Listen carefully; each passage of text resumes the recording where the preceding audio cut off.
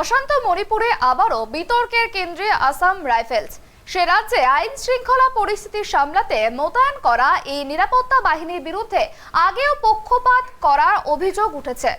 এবার এই পক্ষপাতিত্বের অভিযোগ তুলেই রাজ্য থেকে আসাম রাইফেলসকে সরিয়ে দেওয়ার দাবি তুলল মণিপুরের 40 জন মেইতেই বিধায়ক। নিজেদের দাবির কথা জানিয়ে প্রধানমন্ত্রী নরেন্দ্র মোদীকেও চিঠি দিয়েছেন তারা। মণিপুর থেকে আসাম রাইফেলসকে সরানোর দাবি। আসাম রাইফেলসকে সরাতে প্রধানমন্ত্রীকে চিঠি মেইতের বিধায়কের। অশান্ত মণিপুরে আবারও বিতর্কের কেন্দ্রে আসাম রাইফেলস। মণিপুর রাজ্য থেকে আসাম রাইফেলসকে সরানোর জন্য প্রধানমন্ত্রী নরেন্দ্র মোদীকে চিঠিও লিখেছেন 40 জন মেইতেই বিধায়ক। চিঠিতে আসাম রাইফেলসের বদলে মণিপুরে কোনো বিশ্বাসযোগ্য নিরাপত্তা বাহিনী মোতায়েন করার দাবি জানানো হয়েছে। মণিপুর হিংসার গোড়ার দিক থেকেই বারবার বিতর্কে জড়িয়েছে আসাম রাইফেলস। তাদের বিরুদ্ধে কুকিদের মদত দেওয়ার অভিযোগ তুলেছেন মেইতেইরা। মেইতেই সংগঠনগুলির অভিযোগ, আসাম রাইফেলসের প্রত্যক্ষ মদতেই মায়ানমার সীমান্ত দিয়ে অনুপ্রবেশ চলছে রাজ্যে। কিছুদিন আগে মণিপুর পুলিশও অসহযোগিতার অভিযোগ তুলেছিল আসাম রাইফেলসের বিরুদ্ধে।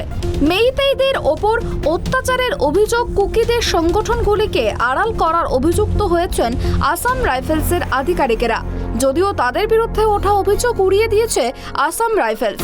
কিছুদিন আগেই মণিপুরের বিষ্ণুপুর জেলার মৈরাং লামখাইয়ের একটি গুরুত্বপূর্ণ পুলিশ চৌকি থেকে সরিয়ে দেওয়া হয়েছিল আসাম রাইফেলসের জওয়ানদের।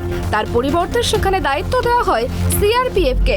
হিংসা কবলিত মণিপুরের সাম্প্রতিক অতীতে একাধিকবার আসাম রাইফেলসের বিরুদ্ধে নৃশংস আচরণ করার অভিযোগে প্রতিবাদ বিক্ষোভ হয়েছে।